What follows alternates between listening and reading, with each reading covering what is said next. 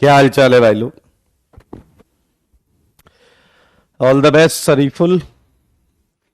Good evening, good evening. जय हिंद। कल GOC का लेक्चर मस्त था। कल फिर है लेक्चर। कल शाम को 8 बजे जीओसी 2 का 1 शॉट लेकर आएंगे।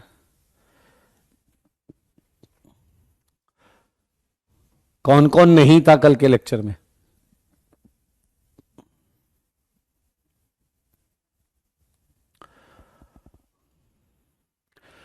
गॉड ब्लेस यू पायल। राज, क्यों टेंशन में हो भाई? Homework done, very good. कल शाम को 8 बजे सबको आना है। समझ में आया? विद फैमिली, अकेले कोई नहीं आएगा। गली मोहल्ले में हर जगह। हाँ, यूट्यूब पर ही रिवीजन होगा, बिल्कुल यूट्यूब पर ही रिवीजन होगा। तो मैं आपको पीवाईक्यू क्वेश्चंस भी करवा रहा हूं।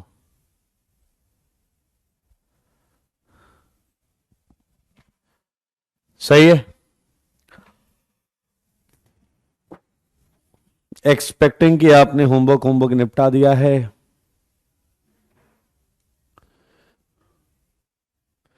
अरे ये स्ट्रक्चर बना लिए क्या? सारे स्ट्रक्चर मिल गए क्या सबको? स्ट्रक्चर मिल गए क्या? इसमें स्ट्रक्चर तो सबको पता होंगे ना यार, ये तो नहीं पूछना है किसी को। बताओ जी।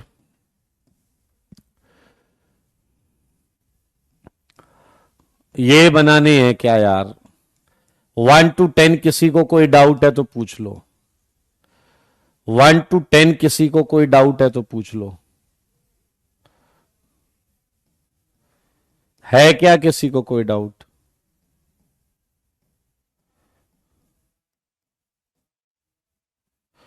मेरे भाई, नाइट्रोबेंजीन को ऑयल ऑफ मिरबेन भी बोलते हैं।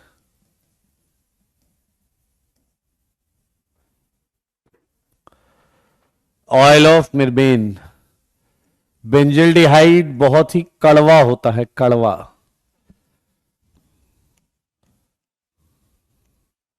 बेंजीन सल्फोनिक एसिड, नाम तो सुना ही होगा। Phenol carbolic acid, diazonium chloride.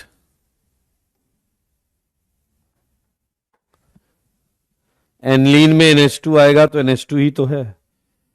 ध्यान से देखने का भाई, NH2 है। बेंजोनाइट्राइल, बेंजोनाइट्राइल। एक मिनट, क्या बना दिया मैंने? हटो हटो हटो हटो हटो हटो हटो हटो। हाँ, बेंजोनाइट्राइल।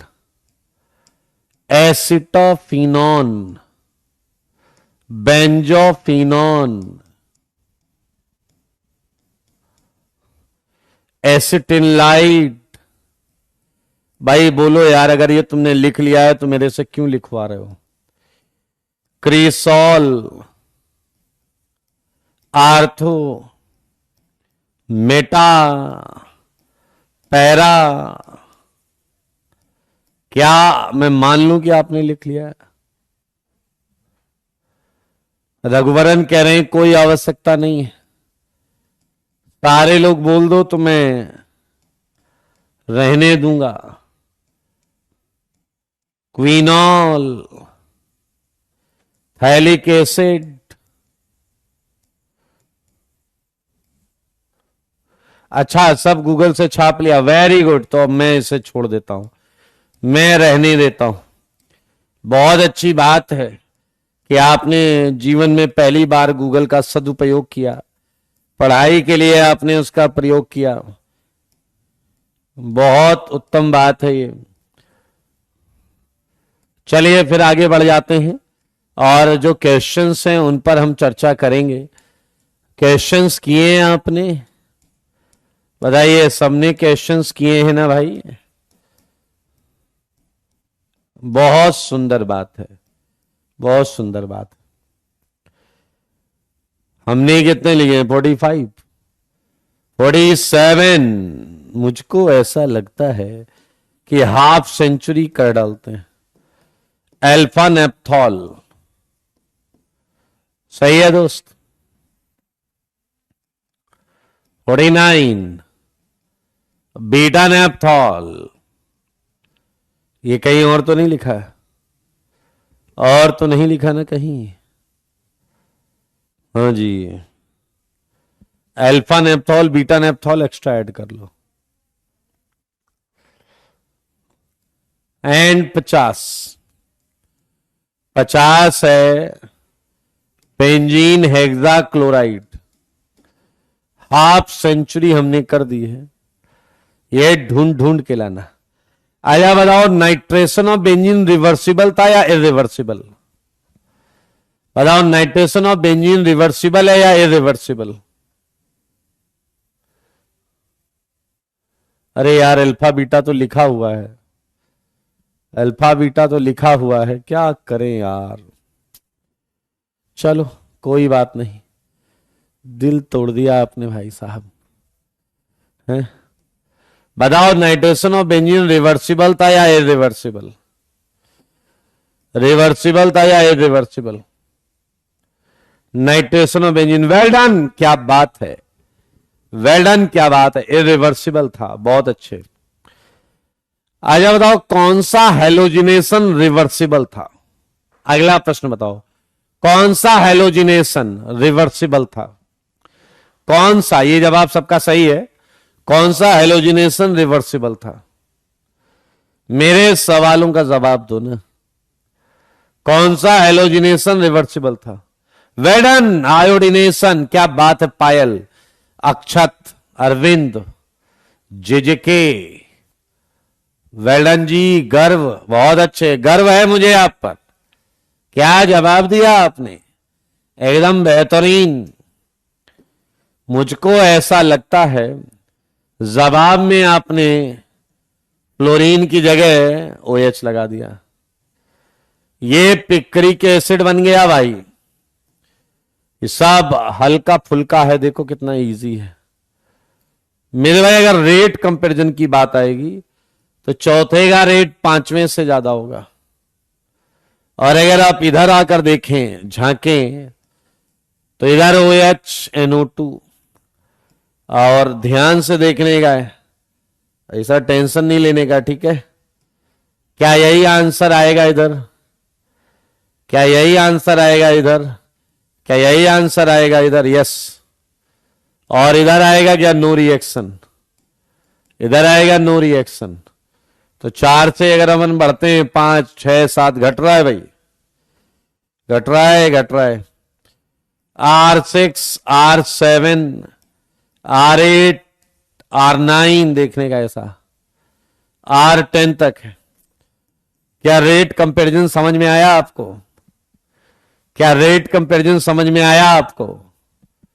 Very very very good, rate comparison समझ में आया है, बहुत अच्छी बात, बहुत सुंदर बात। Cl को हटा दिया अपन ने, ऊपर वाले Cl की फील्डिंग सेट थी, ऊपर वाले Cl की फील्डिंग सेट थी। देखो मगर बोर्ड पर, क्या इन 4 Cl में तुम इसी Cl का शिकार करोगे या नहीं? देख लो, अगर डाउट है कोई पढ़ाई से संबंधित तो पूछ लो। इसे Cl का करोगे शिकार? और मुझे बताओ 13th में कितने फ्लोरीन हटाओगे तुम?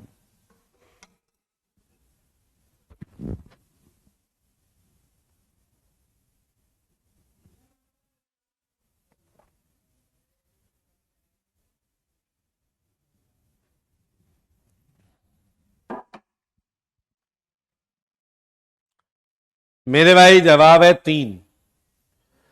देखिए, अल्टरनेट हटेंगे फ्लोरीन, अल्टरनेट हटेंगे फ्लोरीन। आप प्रयास करके देख लीजिए, पहला तो कहीं से भी हटा दो, फिर हाइड्रोजन बॉन्डिंग का भी आनंद देखने को मिलेगा आपको। पहला तो कहीं से भी हटा दो, जैसे ये देखो, मान लो पहला मैंने ये हटा दिया, तो आप जरा ध्यान से देखो, क्या यही फ्लोरीन काम का होगा या नहीं, क्योंकि इसके आर्थो और पैरा पर विड्रॉइंग ग्रुप है। इसे हटा दो, ये OH हो गया। फिर ये वाला फ्लोरीन देखो, ये काम का है, इसके आर्थो और पैरा पर विड्रॉइंग ग्रुप, तो ये ऐसा आंसर आ जाएगा। 3 हटेंगे दोस्तों, 3।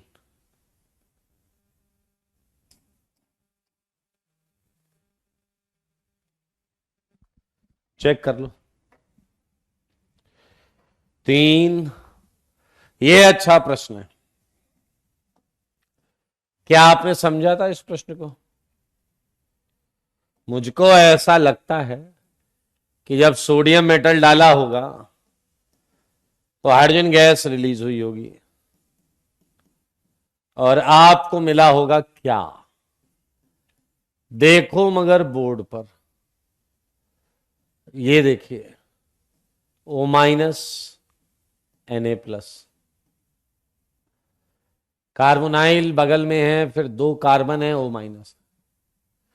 मेरे भाई अब आप देख सकते हैं क्या मामला घर वाली साइड का हो गया या नहीं। HCl की फील्डिंग सेट है तो O- यहां अटैक कर सकता है और यहां अटैक करके वो हमें क्या आंसर दे सकता है? ये दे सकता है ईथर वाली ring. Neeraj, well done. Ether वाली रिंग, वेल डन, बिल्कुल सही बात। मेरे भाई NaOH आप कितना भी एक्सेस में डालो, बताओ FCl में पहले क्या हटाओगे? बताओ FCl में पहले क्या हटाओगे? FCl में पहले क्या हटाओगे? बताओ FCl में पहले क्या हटाओगे? पहले F हटेगा। अब मेरे भाई जरा ध्यान से देखो, OH डोनेटिंग ग्रुप है तो OH आने से Cl नहीं हटेगा, OH आने से Cl नहीं हटेगा। यहां आ गया Cn, अब Cn आने से Cl हट जाता है, ये Cn विड्रॉइंग ग्रुप है तो भाई साहब Cn ने Cl को भी हटा देना है। आप देख सकते हैं SN2AR के ये कुछ प्रश्न आपकी आंखों के सामने है। SN2AR के ये कुछ प्रश्न आपकी आंखों के सामने, ये बहुत इंपॉर्टेंट था। SN1AR, इसके सारे प्रोडक्ट हमने लिख लिए थे, कुछ महा इंपॉर्टेंट चीजें भी थी। एंड इसी के साथ हमने आपको इलेक्ट्रोफिलिक एरोमेटिक सब्स्टिट्यूशन में हम ले गए थे आपको। इलेक्ट्रोफिलिक एरोमेटिक सब्स्टिट्यूशन, क्या मुझे बताओगे सल्फोनेशन रिवर्सिबल था या इरिवर्सिबल? आया हमारे बीच में एक अजीरुल है, अजीरुल ने पूछा है फ्लोरीन पहले क्यों हटेगा। अजीरुल ने पूछा है फ्लोरीन पहले क्यों हटेगा। है ना मजेदार बात, है ना मजेदार बात। तुम्हें जो पढ़ाया गया उसमें भी गधे की तरह तुम आके यहां फैल गए। Order of rate of SN2 बताया गया, पूरा इंपॉर्टेंट है, लेकिन तुमने इस बात का ख्याल रखा कि कहीं कहीं ये आपको आ न जाए। कोई बात नहीं। Electrophilic aromatic substitution, electrophilic aromatic substitution, sulphonation कैसा था? Well done, it was a reversible process, it was a reversible process. मजेदार बात है, बहुत अच्छे। क्या इतने एप्लीकेशन हमें पढ़ने? आज हम प्रयास करेंगे कि हम nitration, sulphonation, halogenation, alkylation, acylation यहां तक तो कर ही लें। आज हम प्रयास करेंगे। रिवर्सिबल है, बिल्कुल सही जवाब। नाइट्रेशन हमने स्टार्ट कर लिया था। मेरे भाई क्या तुमने नोटिस किया था कि ये सारी चीजें यहां पर हो गई थी, लेकिन आइए नाइट्रेशन बाय नाइट्रेटिंग मिक्सचर में अगर हम बात करें, नाइट्रेशन बाय नाइट्रेटिंग मिक्सचर में अगर हम बात करें, नोट, तो क्या आपने देखा था यहां HNO3 कैसे बिहेव कर रहा था? HNO3 behaves like a base, like a base during nitration of benzene, during nitration of benzene by nitrating mixture, by nitrating mixture. ये आपके सामने यहां दिख रहा है। बहुत अच्छे। सेकेंड पॉइंट मेरे भाई, H2SO4 का रोल क्या है? एक है HNO2 प्लस जनरेट करना, दूसरा H2SO4 इस H2O को भी कंज्यूम करता है, क्योंकि देखो ये एसिड है, स्ट्रॉन्ग एसिड, तो H2O उसके लिए भी बेस बन जाता है। तो H2SO4 क्या करता है बताइए? Is used in generation of NO2 plus, सही बात, and it consumes H2O present in reaction. ये कुछ पॉइंट था छोटा सा। अब हम नाइट्रेशन के सबसे इंपॉर्टेंट पॉइंट्स पर आपको ले जा रहे हैं, जिससे हर साल क्वेश्चन आया है। बाकी आपकी मर्जी है, पूरा कंप्लीट करके छोड़ेंगे। अच्छा जी, अच्छा अच्छा अच्छा, अच्छी बात है। तो आओ बच्चों, तुम्हें बताएं मेरे भाई। अब नाइट्रेशन को लेके कुछ बेहद इंपॉर्टेंट पॉइंट्स आ रहे हैं आपके सामने। इन पॉइंट से ही क्वेश्चन बनते हैं। नोट, नोट में पॉइंट देखिए। पहला पॉइंट, ठीक है, on nitration of toluene, on nitration of toluene, सारे लोग देखें please. Ortho nitrotoluene and para nitrotoluene is obtained as a product, is obtained as a product। अब यहां मैंने नया क्या बताया उस पर बात करेंगे। नया क्या है यहां पर?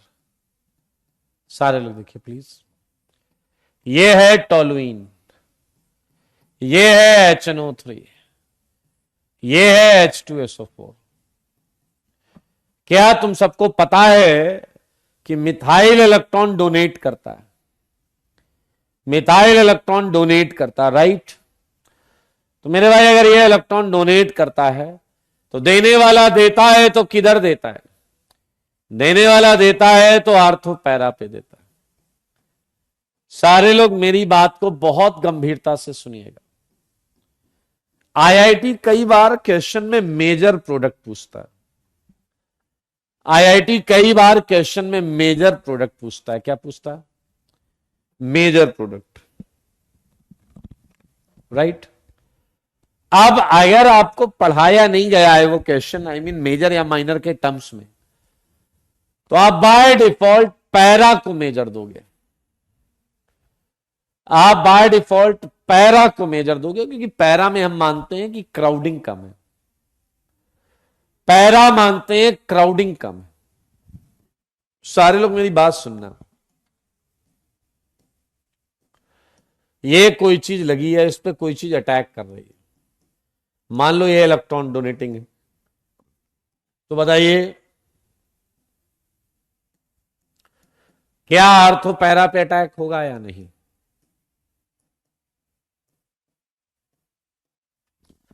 अब मेरी बात को सुनना और समझना। क्या आर्थो और पैरा में बहुत क्लोज फाइट है या नहीं? बताओ, बहुत क्लोज फाइट है या नहीं? क्योंकि देखो यार, आर्थो दो हैं तो प्रोबेबिलिटी ऑफ अटैक ज्यादा होगा। ध्यान से सुनो, मेरी बात सुनो ध्यान से। दो आर्थो हैं, एक पैरा तो एक ही है। पैरा तो एक है ना भाई। फायदा क्या है कि आर्थो दो हैं। ये आर्थो को फायदा है। और पैरा को क्या फायदा है? पैरा को फायदा है कि उसमें रिपल्सन कम है। मामला देख रहे हो, गड़बड़ा रहा है थोड़ा थोड़ा। एक प्लस पॉइंट उसके पास है तो एक प्लस पॉइंट इसके पास है। आर्थो दो हैं, पैरा एक। ये कह रहा जब लग जाओ आर्थो पे, रिपल्सन खाओगे तो पता चलेगा। आर्थो पे लगेगा रिपल्सन, लेकिन मेरे भाई आर्थो पे रिपल्सन लगेगा ये कैसे कम कह सकते हो? ये तो तभी होगा जब जी और लगने वाले दोनों बड़े बड़े हो। जब लगी हुई चीज और लगने वाली चीज बड़ी बड़ी हो। हाँ या ना? लगी हुई और लगने वाली चीज बड़ी बड़ी हो। क्या आप समझ रहे हैं? कुल मिला के ये चीज डेटा डिपेंडेंसी पर जाएगी। डेटा डिपेंडेंसी पर जाएगी। अब मैं जो बोलूंगा सुनो। अगर तुम्हें उस रिएक्शन के बारे में पहले नहीं बताया गया है तो तुम बाय डिफॉल्ट पैरा ले लोगे। अगर तुम्हें पहले नहीं बताया गया है उस रिएक्शन की मेजर प्रोडक्ट के बारे में तो तुम बाय डिफॉल्ट पैरा मेजर पर जाओगे। तुम बाय डिफॉल्ट पैरा मेजर पर जाओगे। जैसे एक डेटा मैं तुम्हारे साथ शेयर करना चाहता हूं। नाइट्रेशन ऑफ टोलुइन में आर्थो मेजर आता है, ये डेटा है। इस रिएक्शन के लिए मैंने बता दिया। अब अगर राइटिंग में ये आता है तो यहां मेजर बताओगे, इसके अलावा कुछ आता है तो पैरा बताओगे। आदित्य तुम खच्चर हो और गधे बनने की तैयारी में हो, तुम्हारे लिए ये प्रमोशन हो सकता है। सीएस3 यहां लगा हुआ है, ये प्लस एच कर रहा है, लेकिन तुम एक घटिया प्लस आई इफेक्ट लेके गाना गा रहे हो 25 बार। समझ में आया? तुम डैश हो और ये प्लस एच कर रहा है, प्लस एच। स्ट्रॉन्ग इफेक्ट से देखेंगे मेरे भाई, बहुत इंपॉर्टेंट है। आइए देखिएगा, ये पॉइंट जो था वो इंपॉर्टेंट पॉइंट था। अच्छा, अब अगर हम HNO3 का कंसंट्रेशन बढ़ा दें, अगर हम HNO3 का कंसंट्रेशन बढ़ा दें, सारे लोग देखिएगा, ठीक है। On nitration of toluene by using fuming HNO3 and H2SO4 246 try nitrotoluene. मेरे भाई ये है आपका एक एक्सप्लोजिव TNT इज फॉर्म्ड। ये बहुत इंपॉर्टेंट रिएक्शन, ये बहुत इंपॉर्टेंट रिएक्शन। फ्यूमिंग का मतलब है HNO3 कंसंट्रेशन अच्छा खासा हो जाता है। H2SO4 फ्यूमिंग HNO3, तो मेरे भाई पॉलीनाइट्रेशन देखने को मिलता है। ये देखिए, आर्थो पैरा आर्थो, ये आ गया। आप थोड़ा सावधान रहना, एक्सप्लोजिव है, विस्फोटक, ट्राई नाइट्रोटोलुइन। पूरा नाम इधर लिखा हुआ है 246 ट्राई नाइट्रोटोलुइन। और ये रिएक्शन मोस्ट इंपॉर्टेंट,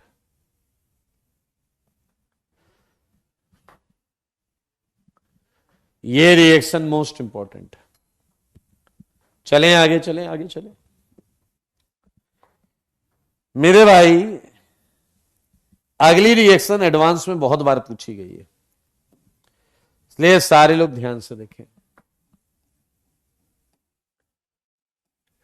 देखें बहुत important point. Nitration of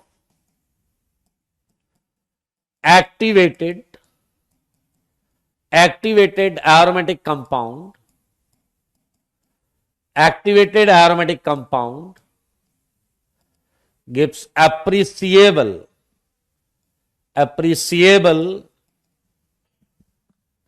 amount of Meta product. मेरे भाई इस लाइन को बहुत ध्यान से समझना, एडवांस में भी यहां से क्वेश्चन आया। ये क्या कहना चाह रहा है उस बात को पहले समझो। हमने इधर 2 क्वेश्चन किए ना, आइए थर्ड क्वेश्चन को सुनो।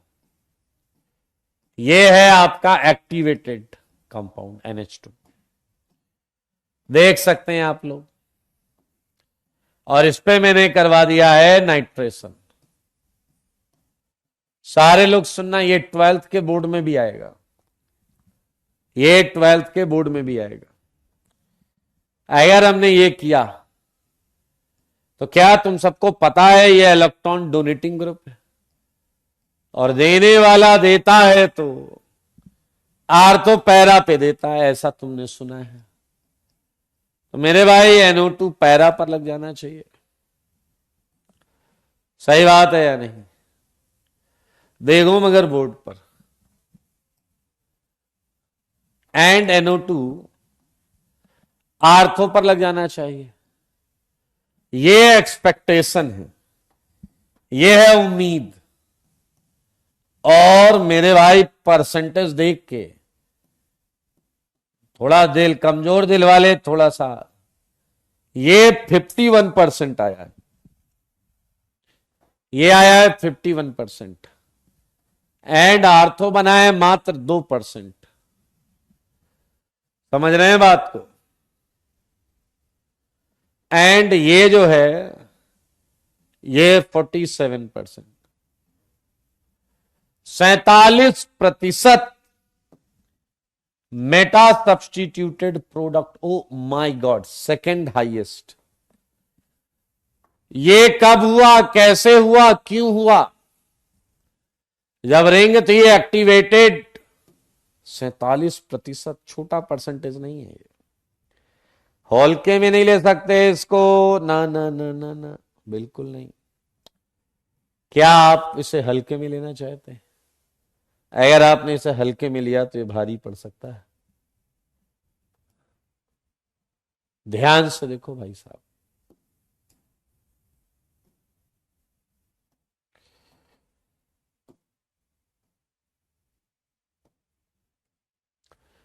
क्या इस परसेंटेज को आप देख रहे हैं? 47% अच्छा खासा परसेंटेज।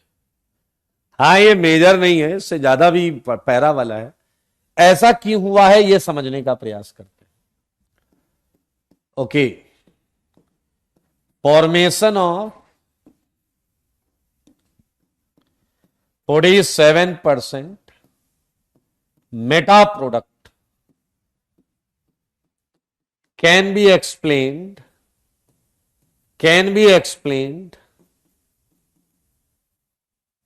ध्यान से सुने, बाय या कैन बी एक्सप्लेन्ड एज सोन। सारे लोग देखो क्या हुआ होगा। क्या आप मानते हो कि ये एनिलीन है? क्या आप मानते हो ये एनिलीन है और ये एक्टिवेटिंग है, ये एक्टिवेटिंग है और ये आर्थो एंड पैरा डायरेक्टिंग है। ये आर्थो एंड पैरा डायरेक्टिंग है। रिंग में इलेक्ट्रॉन्स बढ़ा रहा है, रिंग में इलेक्ट्रॉन्स बढ़ा रहा है। जो रिंग में इलेक्ट्रॉन बढ़ा रहा है उसे एक्टिवेटिंग बोलेंगे, जो रिंग में इलेक्ट्रॉन बढ़ा रहा है उसे एक्टिवेटिंग बोलेंगे। जो रिंग में इलेक्ट्रॉन डेंसिटी बढ़ा रहा है उसे हम बोलेंगे क्या? एक्टिवेटिंग। तो मेरे भाई अब आपने लिया है एसिडिक कंडीशन, HNO3 H2SO4, तो क्या H+ इसके नाइट्रोजन के लोन पेयर पे अटैक कर सकता है? और जैसे ही ये अटैक कर जाएगा, अब ये केवल -I इफेक्ट लगा रहा है। पहले ये +R से इलेक्ट्रॉन दे रहा था, मेरे भाई अब ये रिंग से इलेक्ट्रॉन ले रहा है, ये डीएक्टिवेटिंग हो गया। एंड डीएक्टिवेटिंग मेटा डायरेक्टिंग होता है। डीएक्टिवेटिंग क्या होता है? मेटा डायरेक्टिंग होता है। तो मेरे ख्याल से now we just get it explanation कि भैया ये जब आपने HNO3 H2SO4 लिया और ये बहुत एक्टिवेटिंग है, तो एसिडिक कंडीशन में इसका एक अच्छा खासा पोर्शन इस फॉर्म में चला गया, और इस एक्टिवेटेड वाले से आर्थो पैरा प्रोडक्ट आ रहा है, इस डीएक्टिवेटेड वाले से मेटा प्रोडक्ट आ रहा है, इस डीएक्टिवेटेड वाले से मेटा प्रोडक्ट आ रहा है। मेरे भाई आप देख सकते हैं ये बहुत ही ज्यादा इंपॉर्टेंट है, मोस्ट इंपॉर्टेंट हमने लगाया है। अब एक प्रश्न यहां नया उठता है, नया प्रश्न आएगा, ये आपके बोर्ड वाले भी बहुत पूछते हैं, आईआईटी वाले भी बहुत पूछते हैं, ध्यान से सुनना। नया पॉइंट क्या है? नया पॉइंट ये आया कि मान लीजिए हमारे पास ये है और आपसे कोई बोल रहा है कि भाई बस ये बनाकर दिखाओ, इसी का पैरा एंड आर्थो। चैलेंज समझो पहले, चैलेंज ये कह रहा है मेटा मत आने दो, ये कह रहा है मेटा मत आने दो। अब एक मयंक खच्चर है, वो कह रहा है लेकिन एसिड तो बहुत है तो मेटा मेजर होना चाहिए। अब एक गधे, जब ऑब्जर्वेशन ये है 51, 47, 2%, तो इस ऑब्जर्वेशन को हम कैसे बदल दें? ये तो एक्सपेरिमेंटल ऑब्जर्वेशन, इसे एक्सप्लेन करना। चलिए आइए, अब अगला टास्क क्या है, चैलेंज क्या है? अगला चैलेंज ये है कि एनिलीन से ये बनाना है, मेटा नहीं आना चाहिए, मेटा नहीं आना चाहिए, मेटा नहीं आना चाहिए, मेटा नहीं आना चाहिए, ध्यान से देखें, मेटा नहीं आना चाहिए। ठीक है, तुम लोग कहीं यहां खच्चरपंती तो नहीं कर रहे हो?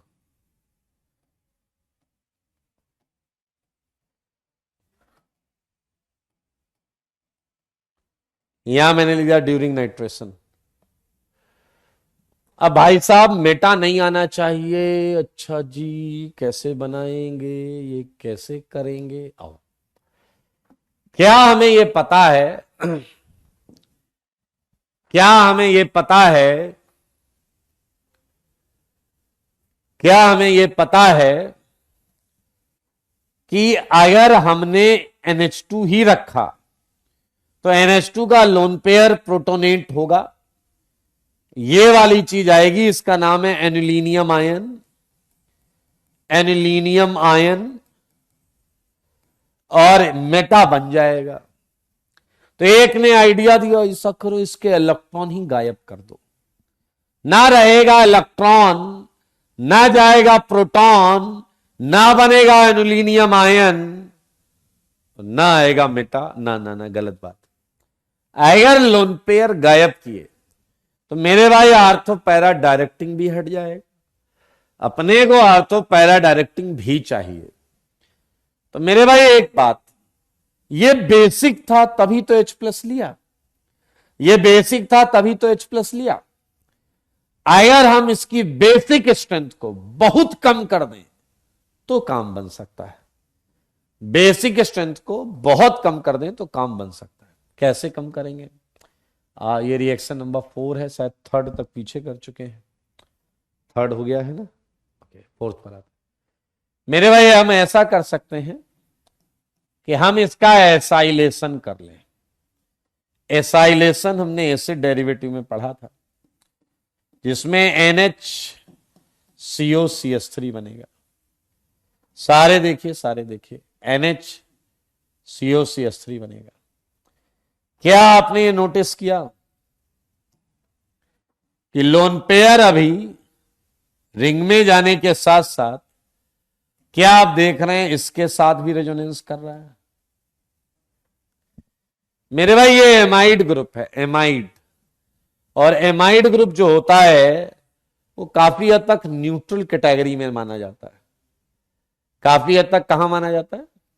न्यूट्रल कैटेगरी में माना जाता है। तो आप सारे लोग ध्यान से देखें, ये आ गया एसिटिनलाइड, नाम हमने दिया था आपको उसमें, एसिटिनलाइड, ठीक है। और ये मॉडरेटली एक्टिवेटिंग है, मतलब रिंग में इलेक्ट्रॉन भेज रहा है लेकिन कम, moderately activating, ortho and para directing sorry. और अब आप इस पे डाल दो अपना nitrating mixture, HNO3 and H2SO4। तो मेरे भाई NHCOCH3, पैरा पर NO2 आएगा एंड NHCOCH3, और आर्थो पर NO2 आ जाएगा। क्या आ जाएगा? आर्थो पर NO2, राइट। बस अब हमें इस एमाइड की हाइड्रोलिसिस करनी है, जो हमने एसिड डेरिवेटिव में पढ़ा हुआ है। वापस हमें क्या मिल जाएगा? ये मेरे भाई, ये हाइड्रोलिसिस के लिए,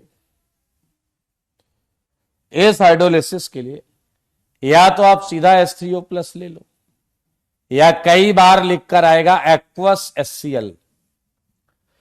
एक्वस हो गया H2O एंड HCl हो गया H+ वाटर H3O+।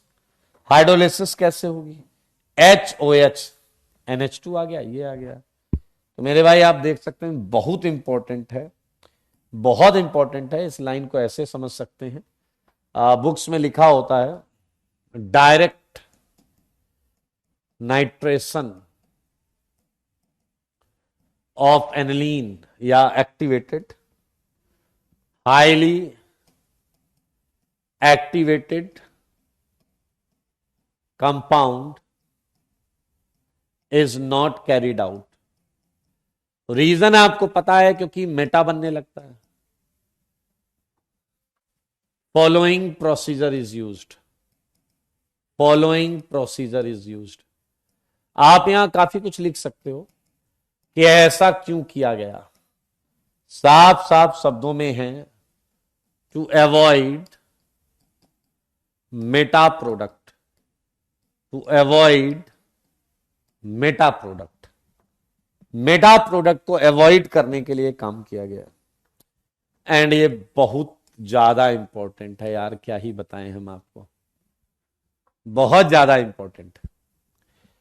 तो भाई साहब, नाइट्रेशन में हमने ये 2-3 रिएक्शन पढ़ी हैं, बहुत ज्यादा इंपॉर्टेंट है। मैं उम्मीद करूंगा कि आप ये अच्छी तरीके से दिमाग में रखेंगे। एंड इसी के साथ हम बढ़ेंगे सेकेंड एप्लीकेशन की तरफ। सेकेंड एप्लीकेशन है आपका sulphonation of benzene. Sulphonation of benzene, सारे लोग देखें, आसान है ये। On sulphonation of benzene, benzene sulphonic acid is obtained. Benzene sulfonic acid is obtained as a product, as a product, right? जैसे ये देखिए, ये मैंने बेंजीन पर पी डाल दिया और ये आ गया बेंजीन सल्फोनिक एसिड। तो आइए देखें पी क्या क्या हो सकता है।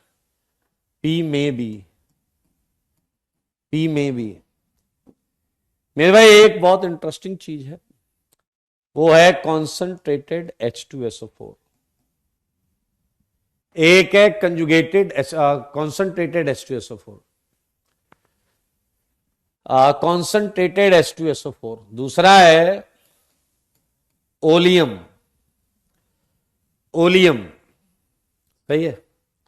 क्या है ओलियम? ओलियम सुना है क्या? H2S2O7, H2S2O7, समझ रहे हैं आप? डू यू नो ओलियम क्या होता है? H2S2O7 एक हमारे बीच में है। तुम लोग इस कॉमन सेंस पे आईटी की तैयारी करने आ जाते हो। एक हमारे बीच में वो कह रहे हैं मेटा बनने से प्रॉब्लम क्या है, मेटा बनने से प्रॉब्लम क्या है, समझ रहे हैं आप? एक रिएक्शन आपको दी गई या एक टास्क आपको दिया गया कि इस रिएक्शन में आप यूनिक प्रोडक्ट बनाओ या 2 प्रोडक्ट बनाओ या 1 प्रोडक्ट बनाओ, ठीक है? 3 आ रही हैं, 4 आ रही हैं, 5 आ रही हैं, कह रहे प्रॉब्लम क्या है? 100 प्रोडक्ट आ रही हैं, ठीक है? अब सुनना जरा, मान लो इनसे कहा गया कि ये किसी कंपनी में जॉब करते हैं और इनसे कहा गया कि एक बंदा लाओ जो ये पर्टिकुलर जॉब कर सके। अब ये गधे की तरह 10 ले आए, कह रहे हैं ढूंढ लो इसी में से। दिक्कत क्या है? दिक्कत क्या है? 10 हैं, एक तुम्हारे काम का न होने से दिक्कत क्या है?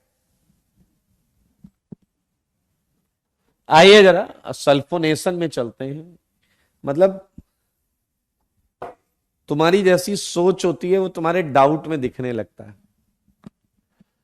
तुम्हारी जो सोच होती है ना सब्जेक्ट को लेके, अब ये खच्चर बोल रहा था, मतलब नंबर स्कोर करता है 50, वो भी माइनस में, और वो लिख रहा था एक्सपेरिमेंटल डेटा को प्रूफ करने के लिए कुछ भी।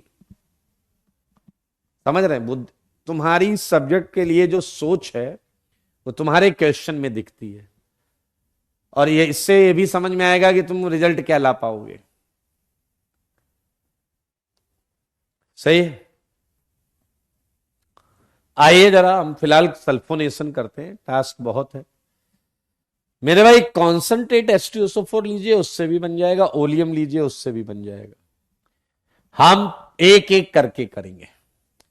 पहला है सल्फोनेशन, या एक काम करते हैं, हटाओ ना इसे, हटाओ, रिएक्शन ले लेते हैं। पहली रिएक्शन ले लेते हैं मेरे भाई। ये बेंजीन है और ये आ गया कॉन्सेंट्रेटेड H2SO4। सारे लोग देखिएगा, ये है SO3H, ये है SO3H।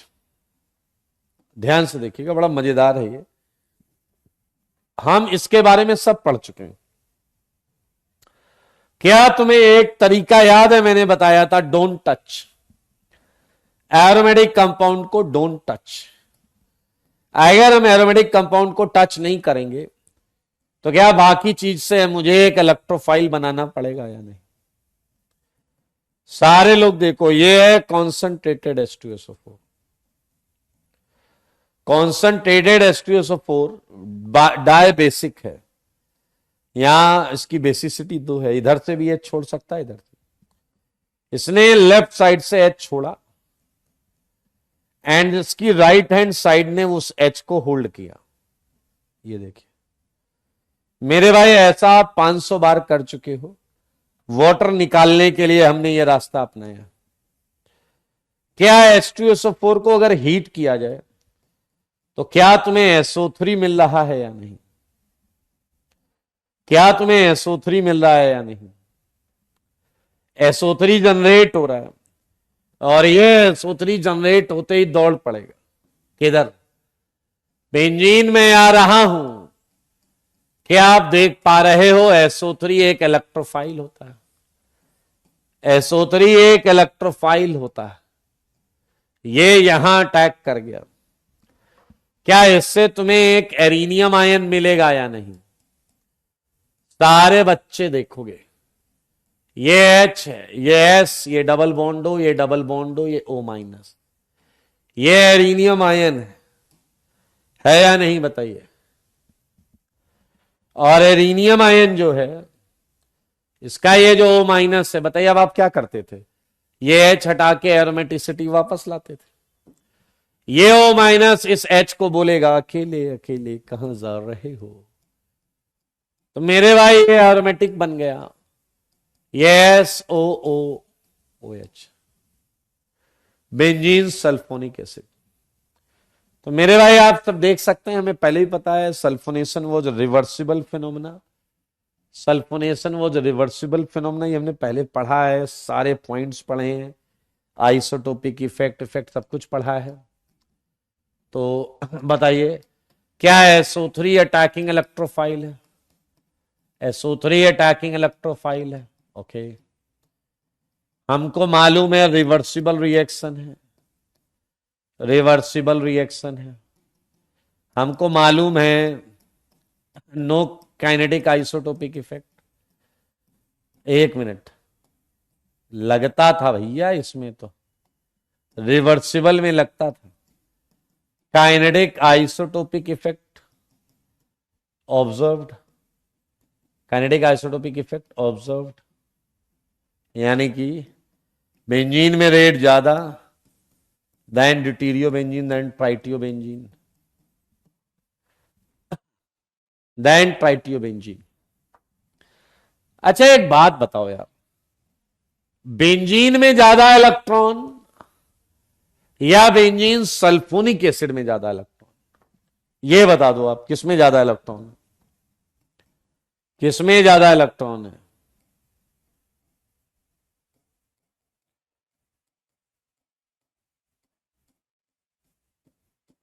बताओ जल्दी बताओ।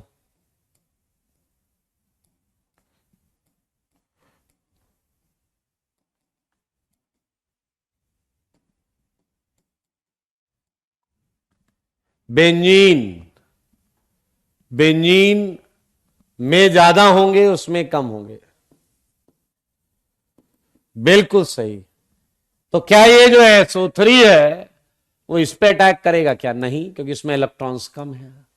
इसमें इलेक्ट्रॉन्स कम है तो SO3 बचे हुए बेंजीन पर ही अटैक करता रहेगा। तो क्या आप ये समझ गए हैं, जब तक हमारे पास बेंजीन होगा तब तक SO3 दोबारा इस पे अटैक नहीं कर सकता।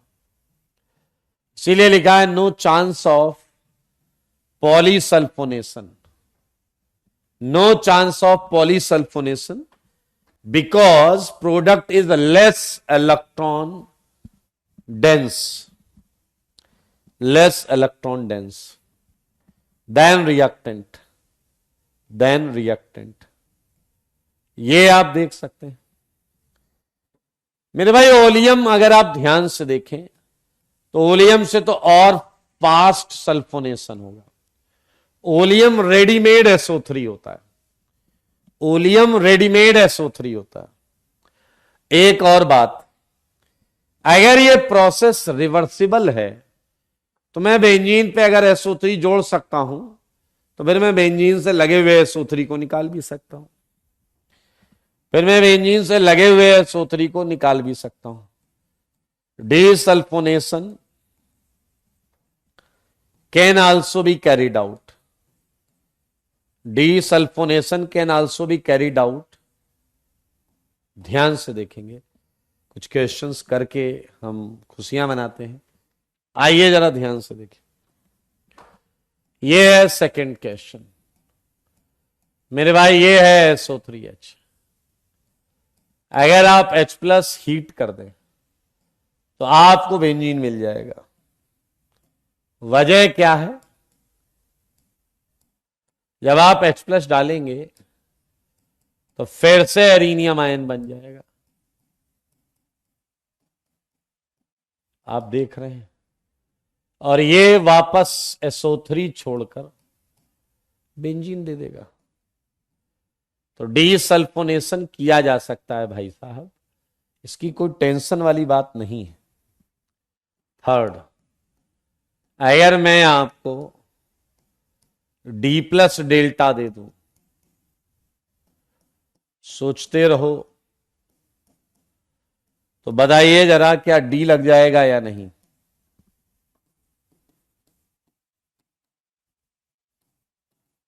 अगर मैंने D दिया होता तो D लग जाता। आया बताओ, एक लंबे समय तक यही चलता रहे, मैंने बहुत लंबे समय तक इसे इसके साथ छोड़ दिया, फॉर ए लॉन्ग टाइम। पहले क्या होगा बताओ?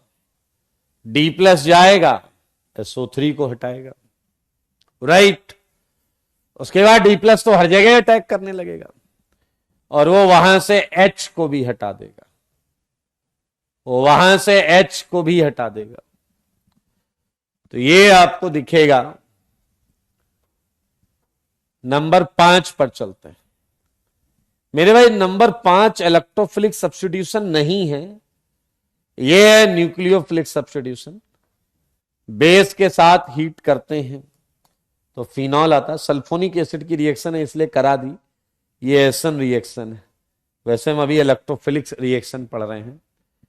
यस, ड्यूटेरियोबेंजीन। मनीष, यूट्यूब पर GOC का बचा हुआ सेगमेंट का सेशन आएगा कल रात 8 बजे, 8 से 10 कल मिलें और कल हम करेंगे एसिड बेस डिस्टिलेशन सेपरेशन के questions along with intermediate stability questions and GOC को बेहतरीन तरीके से कवर कर लेंगे। आइए आइए आइए, ये बहुत इंपॉर्टेंट रिएक्शन है sulphonation we just completed.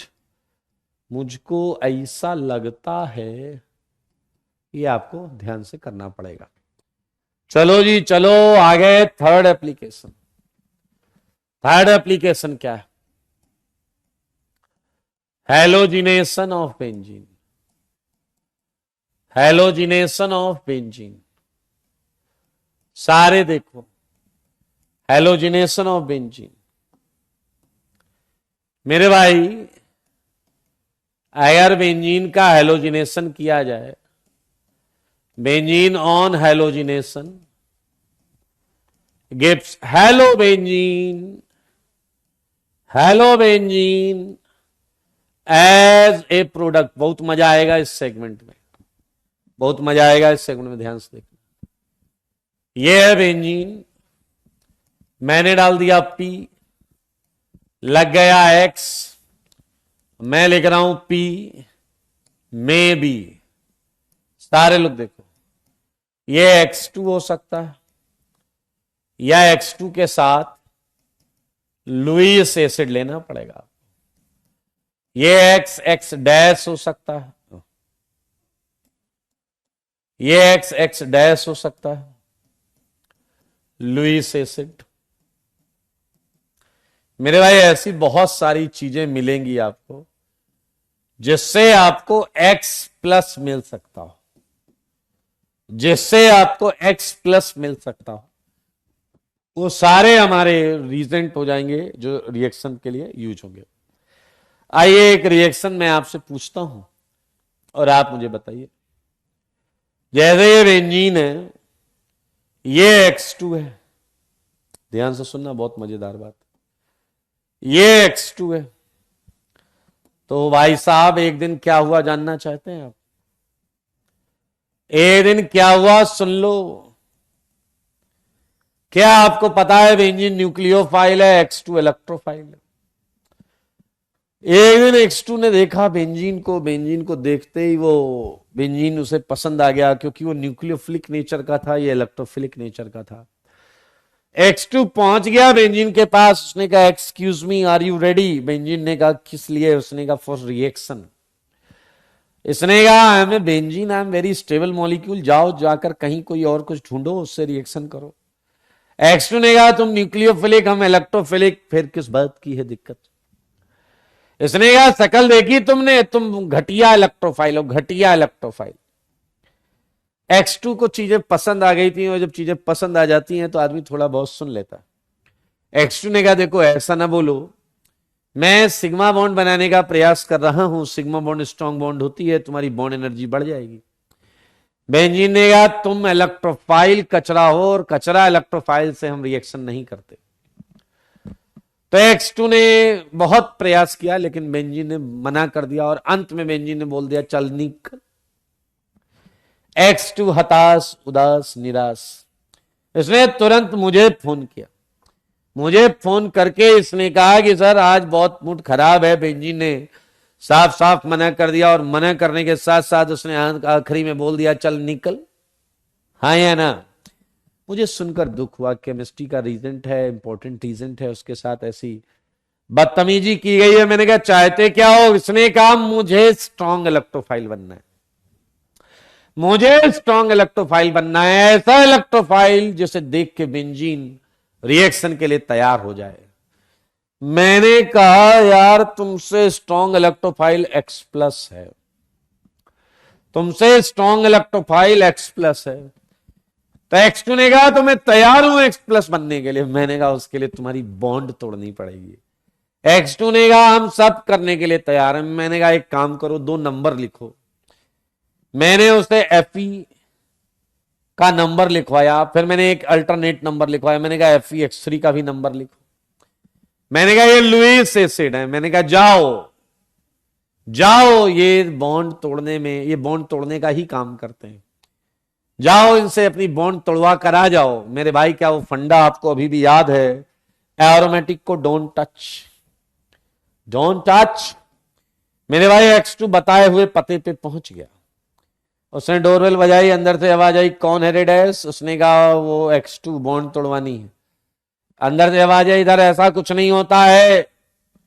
X2 ने बाहर से बोला एसकेएम सर ने भेजा है। थोड़ा सा गेट खुला और X2 को अचानक अंदर खींच लिया। अंदर 2 Fe आ गए और उन्होंने 3 X2 मॉलिक्यूल ले लिए और FeX3 बना दिया। ध्यान से सुनना, अगर Fe लिया होता तो वह हेलोजन से FeX3 बना देता। और मैं आपको बता दूं FeX3 लुईस एसिड है जो इलेक्ट्रॉन लेने का काम करता है। फिर FeX3 X2 के बचे हुए मॉलिक्यूल के पास आता और X से कहता चलो इलेक्ट्रॉन दो। X2 कह रहा वो मैं बॉन्ड तोड़वाने आया था। उसने कहा चुपचाप मुंह बंद करके बैठे रहो। मेरे भाई जैसे ये X इस Fe को इलेक्ट्रॉन देगा, क्या Fe पर माइनस आ जाएगा? देखो मगर बोर्ड पर Fe पर माइनस, X पे प्लस, और ये अपना प्लस हटाने के लिए इलेक्ट्रॉन छीन लेगा। और जैसे ये इलेक्ट्रॉन छीनेगा, क्या X प्लस तैयार है भाइयों या नहीं? क्या X प्लस तैयार है या नहीं? और ये X प्लस दौड़ लगा देगा, बेंजीन मैं आ रहा हूं। बेंजीन ने जैसे ही देखा कि भाई साहब डेडिकेशन लेवल देखा, बॉन्ड तोड़वा कर आ गया वो। बेंजीन भी इसे निराश नहीं करेगा। भाई साहब बन गया है एरीनियम आयन। इधर H इधर X, ये कैटायन, ये डबल, ये डबल, ये H छोड़ देगा बनने वाली चीज। देख लो सारे बच्चे, इस तरीके से होता है हेलोजिनेशन। इस तरीके से होता है हेलोजिनेशन। ये हेलोजिनेशन है। तो भाई साहब मामला देखो, मामला देखो। Attacking electrophile is X plus. Attacking electrophile is X plus.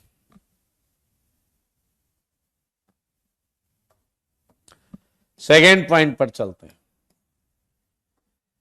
No chance of पॉलीहेलोजिनेशन।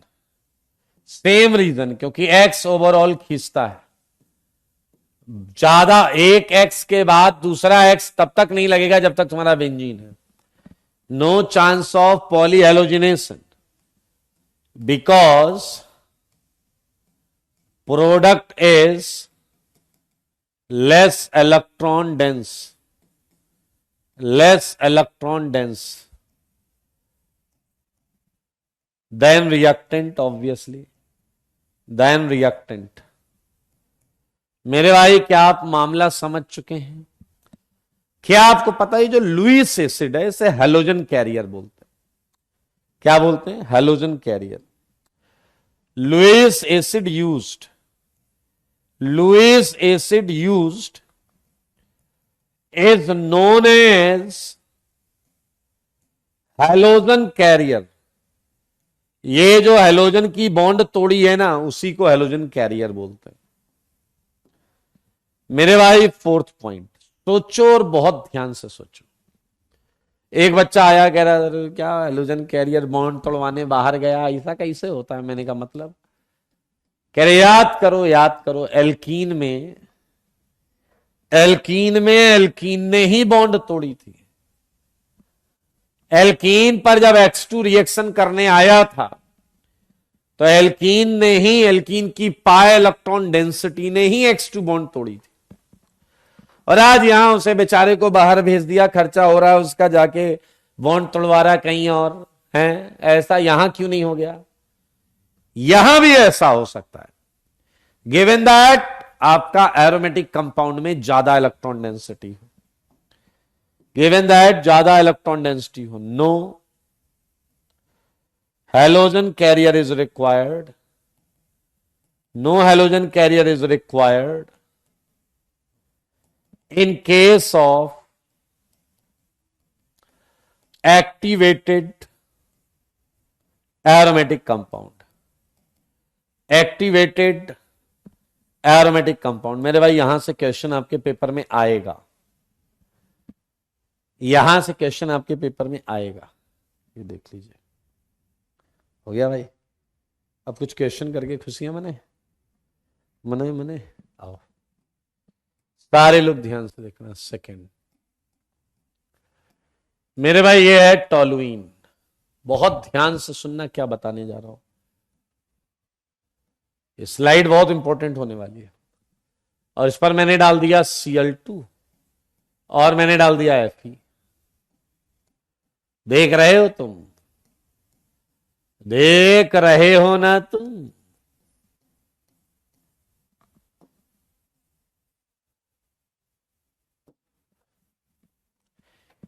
मेरे भाई अगर Cl2Fe है, अपने को सब समझ में आ गया। बॉन्ड तोड़वा के लाया, Cl+ बन गया एंड Cl+ बन गया तो वो आर्थो एंड पैरा लग गया,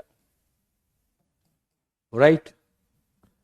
लेकिन अगर ऐसा टॉलुइन या कोई एल्काइल बेंजीन है और Cl2H नहीं है, अगर Cl2H नहीं है तो क्या आपको पता है? ये फ्री रेडिकल से प्रोसीड होगी, ये फ्री रेडिकल सब्स्टिट्यूशन होगा in side alkyl chain, side alkyl chain में। और यहां क्या है?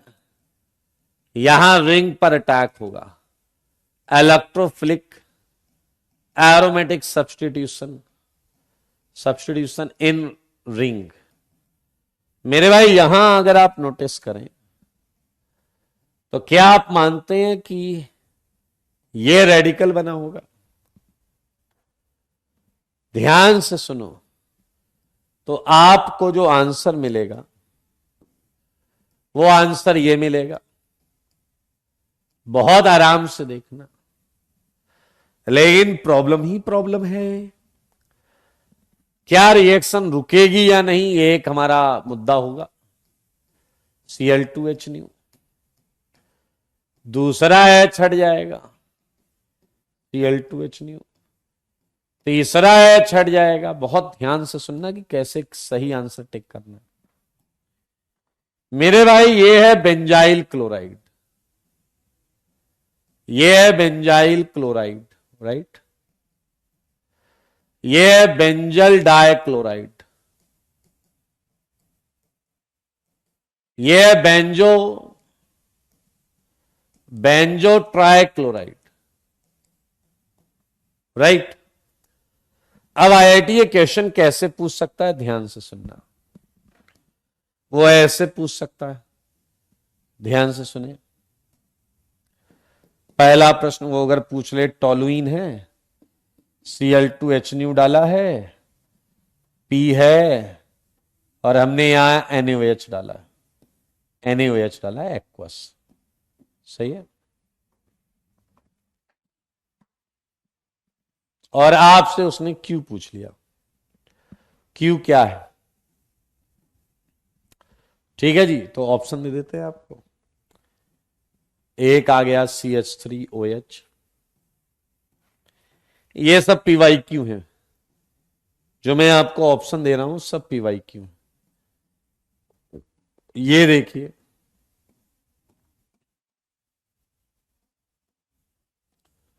चलिए बताइए। ये तो क्वेश्चन पूछने के तरीके पे डिपेंड करेगा भाई साहब।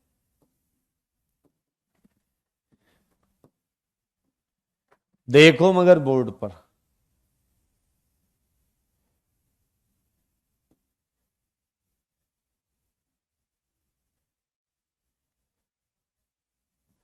बताइए।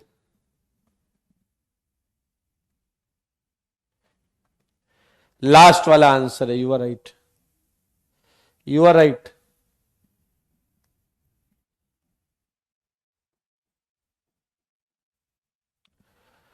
जैसा क्वेश्चन बनाया जाएगा, देखिए क्वेश्चन एकदम क्लियर बनाया जाता है, ताकि ऐसा नहीं कि आप डैश की तरह घूम रहे हैं। दो option, P dash double dash and Q double dash. Very good.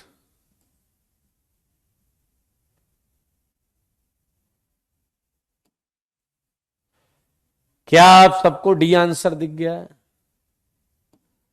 क्या आप सबको डी आंसर दिख गया है?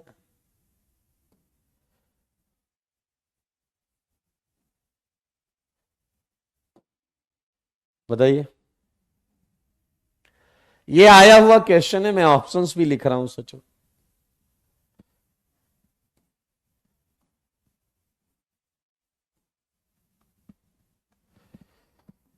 मेरे भाई अगर आप ध्यान से देखोगे तो ये तो गलत है, ये तो हो ही नहीं सकता, ये आंसर है आपका।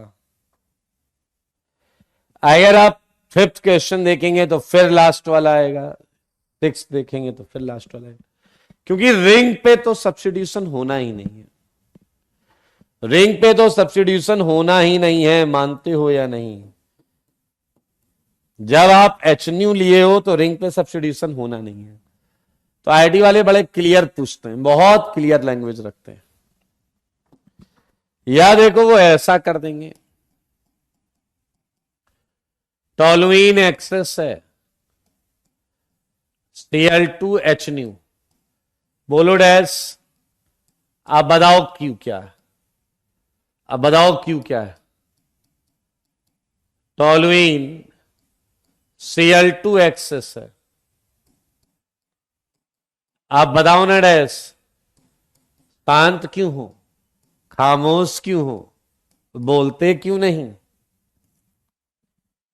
मेरे भाई अगर टॉलुइन एक्सेस है तो आपको एक ही सीएल लगा हुआ मिलेगा, आपको एक ही सीएल लगा हुआ मिलेगा, राइट? तो क्यू में SN2 हो जाएगा, तो ये आंसर आ जाएगा।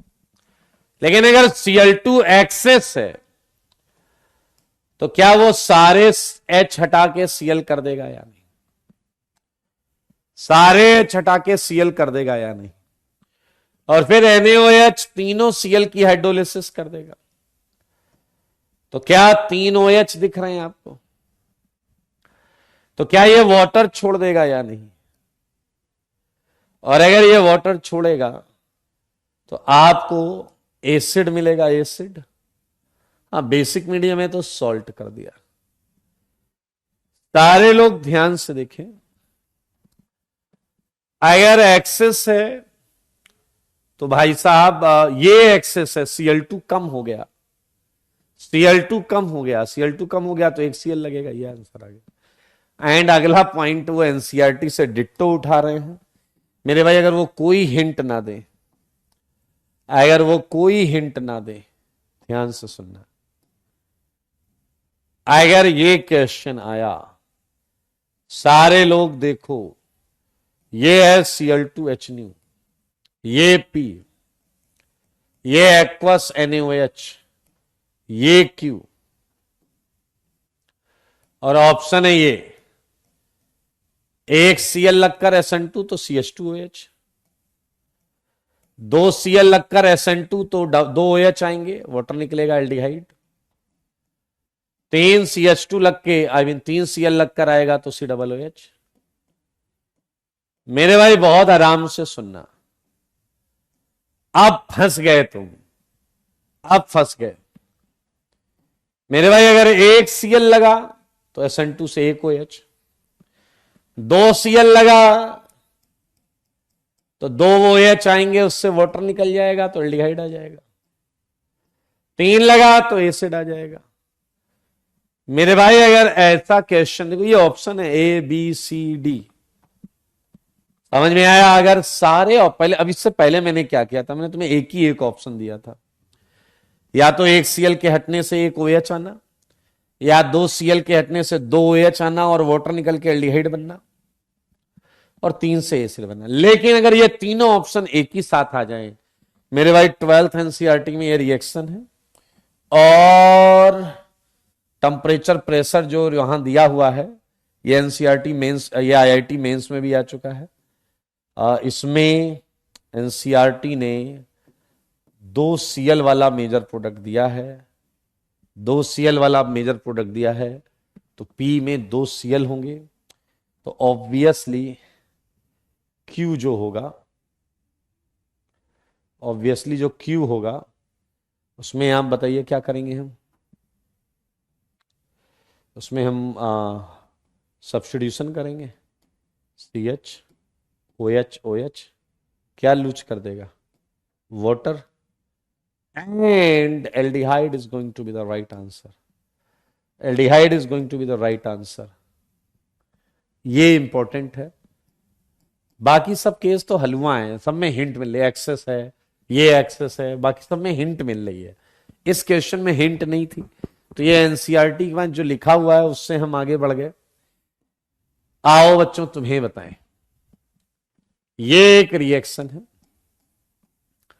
अगर बेंजीन पर Cl2 HNu और Cl2 एक्सेस में ले लिया गया, तो मेरे भाई हाई टेम्परेचर पर हमें Cl जोड़ने पड़ जाते हैं, हमें Cl जोड़ने पड़ जाते हैं। यह है फ्री रेडिकल एडिशन रिएक्शन। बहुत हाई टेम्परेचर होता है यहां, बहुत हाई टेम्परेचर पर फ्री रेडिकल एडिशन रिएक्शन। यह है बेंजीन हेक्साक्लोराइड। याद आया आपको या नहीं? इसे हम बोलते हैं BHC। इसका फॉर्मूला है C6H6Cl6, इसलिए इसका एक नाम है 666। इसका एक नाम है 666। मेरे भाई इसे हम लिंडेन भी बोलते हैं, लिंडेन भी बोलते हैं। मेरे भाई इसका मॉलिक्यूलर फॉर्मूला जो है वो हमें पता है, ये है C6H6Cl6। इसके गामा आइसोमर को हम गैमेक्सीन बोलते हैं। It's gamma isomer is Gammexane, Gammexane. And gamma isomer है क्या? Cl up, up, down, down, down, down. अगर आपको ऑप्टिकल याद हो, ऑप्टिकल, तो इसके 9 आइसोमर बनाए थे हमने, इसके 9 आइसोमर बनाए थे हमने। 9 आइसोमर में एक ये वाला आइसोमर जो है, ये है गामा आइसोमर और ये गैमेक्सीन है। मेरे भाई बस मैं इतना बताऊंगा, ये इंसेक्टिसाइड होता है, कीटनाशक। तो सावधान रहेंगे आप लोग, कीटनाशक है ये, कीटनाशक। मोस्ट इंपॉर्टेंट, एलिवेटेड टेम्परेचर होता है, एलिवेटेड टेम्परेचर होता है। ऐड कर डाला भाई साहब पाई बॉन्ड तोड़ के, एरोमेटिसिटी गायब है। पूछ रहे हो गधे, दिख रही ना एरोमेटिसिटी गायब? गधे इसमें क्या पूछ रहे हो? गायब है, एडिशन का मतलब गायब है। पाई तोड़ के ही तो एडिशन करते हो। तो मेरे भाई आप देख सकते हैं, रघुवरन, मैंने क्या बोला, एनसीईआरटी से डेटा उठाया है कि अगर 1:1 रेशियो है, सारे ऑप्शन में दिए हुए हैं, 1 Cl 2 Cl 3 Cl वाला, तो एनसीईआरटी में 2 Cl जोड़ा है, नंबर पाने के लिए हमने ऐसा किया है। मेरे भाई अब एक महा इंपॉर्टेंट रिएक्शन की तरफ आपको लेके चलता, महा इंपॉर्टेंट। दिल खुश हो जाएगा, नाच उठोगे ऐसे सावन आया हो जैसे। मतलब हेलोजिनेशन में भर भर के आएगा, भर भर के आएगा। सारे लोग देखो मेरे भाई, ये फिनॉल एक्टिवेटेड, एक्टिवेटेड। अब नहीं चाहिए अपने को, अब नहीं चाहिए अपने को क्या? Halogen carrier. ये है Br2। हमने लिया नॉन पोलर सॉल्वेंट, हमने लिया non polar solvent, CH2 non polar है। सारे देखो, सारे देखो बोर्ड पर। और हमने ले लिया पोलर सॉल्वेंट, वाटर। मेरे भाई जब नॉन पोलर सॉल्वेंट है, अच्छा यहां आपको हेलोजन कैरियर नहीं चाहिए, इसकी इलेक्ट्रॉन डेंसिटी खुद Br की बॉन्ड तोड़ेगी। इसकी इलेक्ट्रॉन डेंसिटी खुद Br की बॉन्ड तोड़ेगी और Br इस पे लगेगा। ये Br पैरा और ये Br अर्थ। बहुत आराम से देखना, 12th बहुत इंपॉर्टेंट रिएक्शन है भाई। 12th आपका IIT JEE कई बार पूछ चुका है मेरे भाई। वाटर के अंदर धमाल हो जाता है, कमाल हो जाता है। एक वाइट प्रेसिपिटेट आता है, वाइट प्रेसिपिटेट ऑफ 2,4,6 ट्राइब्रोमोफिनॉल का, ट्राइब्रोमोफिनॉल का। ये देख लें आप, ये मोस्ट इंपॉर्टेंट है, वेरी इंपॉर्टेंट। लेकिन क्या आपका मन ये जानना चाहता है कि सॉल्वेंट बदलने से क्या हुआ? सॉल्वेंट बदलने से क्या हुआ होगा? आओ मेरे भाई इसे समझ सकते हैं। It can be explain as, ध्यान से देखें, ये फिनॉल, तुमने लिया जल, मेरे भाई जल में फिनॉल कुछ डिसोसिएट हो गया होगा, O- में आ गया। किसमें आ गया? O-। डोंट यू थिंक यह phenoxide, phenoxide ion highly activated, मतलब रिंग में जबरदस्त इलेक्ट्रॉन, इसलिए Br पे Br पे Br लग गया है, highly activated. Hence polyhalogenation takes place. Polyhalogenation मतलब ज्यादा Br लगते हैं, पॉलीहेलोजिनेशन takes place.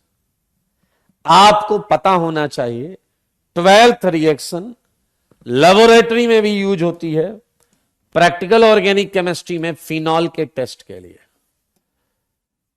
Reaction of phenol and bromine water is used in POC as a test of phenol, as a test of phenol। मेरे भाई यहां आप नोटिस करेंगे तो HBr गैस भी निकलेगी, HBr गैस भी निकलेगी। ये बहुत ज्यादा इंपॉर्टेंट है, बहुत ही ज्यादा इंपॉर्टेंट। अच्छा भाई, अगर फिनॉल ने ये काम कर दिया है तो आप NH2 में तो ये काम और तेजी से होना चाहिए। NH2 में भी वाइट प्रेसिपिटेट आता है, क्योंकि नाइट्रोजन के वजह से रिंग में तो और ज्यादा इलेक्ट्रॉन होते हैं, यहां तो और ज्यादा इलेक्ट्रॉन होते हैं भाई। ये भी वाइट प्रेसिपिटेट, ये भी वाइट प्रेसिपिटेट। 2,4,6 ट्राइब्रोमोएनिलीन, ट्राइब्रोमोएनिलीन। ये यहां देख लो भाई साहब, OH से तो ज्यादा एक्टिवेटेड NH2 है। ये सब आता है यार, हर साल आता, मेन एडवांस में भर भर के आता है मेरे भाई। अब एक ऐसी चीज बताएंगे कि तुम्हें मजा आ जाएगा, और ये मजा मैं सबको देना चाहता हूं। ध्यान से देखें बोर्ड पर, यह है फिनॉल, ये है CH3। बताओ जरा मुझे कि प्रोडक्ट में बेंजीन पर कितने Br आएंगे? प्रोडक्ट में बेंजीन पर कितने Br आएंगे? बताओ, बोलो जी। प्रोडक्ट में 14th क्वेश्चन में कितने Br आएंगे?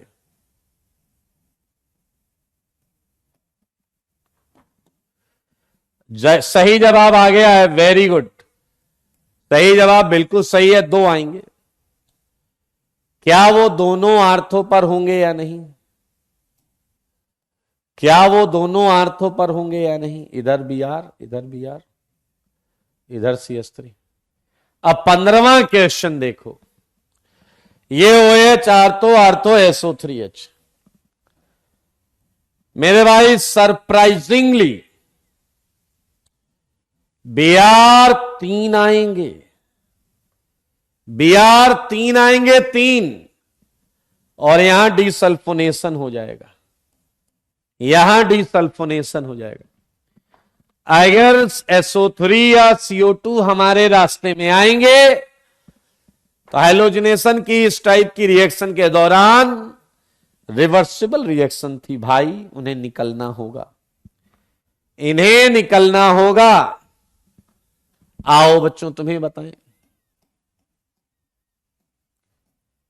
चाहे ये आर्थो पर हो, चाहे हो पैरा पे, चाहे ये OH के साथ हो, चाहे हो ये NH2 के साथ, अगर ये आर्थो या पैरा पर हैं तो इन्हें निकलना पड़ेगा।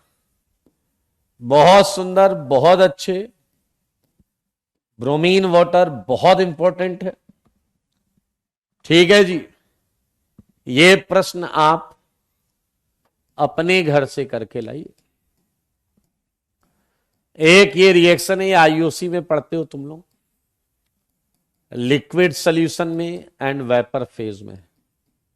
वेपर फेज में ये देख लें आप, ये बहुत इंपॉर्टेंट है यार, ये क्या ही बताऊं मैं, मोस्ट इंपॉर्टेंट, हर साल आता है ये, हर साल। ओके, सो एक क्वेश्चन और दे दें, खत्म कर दें, फिर हेलोजिनेशन तक तो हो ही जाएगा फिर। हाँ जी, ये देखिए, ये है OH और ये है ये। आप मुझे ये बता दो कि अगर मैं इस पे X2 डालता हूं, सही है या नहीं? तो एक केस में आया है मोनोहेलो प्रोडक्ट, मोनोहेलो प्रोडक्ट, राइट। एक में आया है डाई हेलो प्रोडक्ट, आपको प्रोडक्ट बना के लाना है। एक में आया है ट्राई हेलो प्रोडक्ट, आपको ये प्रोडक्ट की शकल सूरत बना के लानी है। यहां X है आयोडीन, यहां X है ब्रोमीन, और यहां X है क्लोरीन, यहां X है क्लोरीन। एंड इसी के साथ हमने हैलोजिनेशन खत्म कर लिया है। एल्काइलेशन ऑफ बेंजीन, जिसे हम फिडल क्राफ्ट रिएक्शन भी बोलते हैं, ये हम चालू करेंगे अगली क्लास में। ठीक है जी, तब तक के लिए tata bye bye, take care. Isomerism भी रिवाइज करवाऊंगा, लेकिन कल जो 8 बजे यूट्यूब पर क्लास होगी, उस क्लास में हम GOC 2 का 1 शॉट करेंगे। ठीक है जी, आज के लिए इतना ही, टाटा बाय बाय।